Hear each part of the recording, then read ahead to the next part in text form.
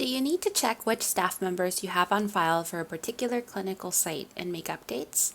Let's do that together.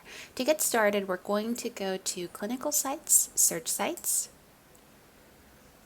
Once the page loads, you'll want to find your clinical site that you want to check the information for. You can use a quick search or the advanced search here below to find your clinical site. You'll click on the site name. And as you scroll through the page, you will find a staff section. This is where you will find everyone you have on file. Let's say that Steve Brooks is no longer the SECE, or I would like to add in a clinical instructor. How I would do that is by going to the right-hand menu and going to staff. Once I do that, I'm going to see a list of all of the staff members. Clicking on the staff's name takes me to their profile, where I can go in and add general documents, certification information, license information, and review all of those details. I will see their designation, their email address if I have one on file, a phone number, who last updated this information from my team. And on the settings column here, I will see whether the staff member will receive student placement notifications, slot request emails, if their contact information is viewable by students on the placement section, if they are set to receive custom form evaluations, and any notes.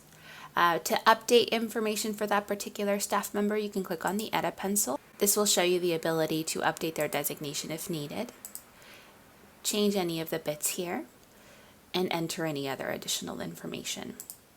I can also remove this association by clicking on the red X. This will not delete this particular staff member from my database. It will just remove the association with Access Physical Therapy. To add a new person, I'll click on Assign New Staff. It'll give me two options: assign a brand new person who does not exist in my system, or assign an existing staff. We'll start with this option here. We'll click on Next. Once I do, the system will redirect me to our staff page, where I will see everyone on our database, and I can use a quick search or the advanced search to find the person I would like to add. So if let's just say we're going to add Deanna here, I'll click on the Assign a Staff, select her designation. You can then also decide whether they should receive any particular emails, if they should show up for the student as a contact, and receive any evaluations. Once you're done making those changes, you'll save and close.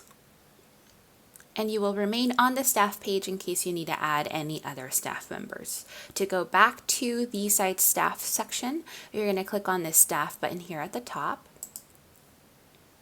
And you will now see Deanna is listed as a clinical instructor on Access Physical Therapy staff section. Let's say you want to add in someone brand new. You'll click on that Assign New Staff button, select Assign a New Staff, and you're going to click on Next. And what the system will do is it'll open up a section for you to enter in that person's information. You'll go ahead and enter their first name and their last name. After entering in the first name and last name, for the full name, which is also required, you can click on Set Full Name, and that will bring those two pieces together. You can then add an email address, even though it's not mandatory, and any other details as well. We do recommend that you add an email address in case you would like them to receive any placement or slot request emails.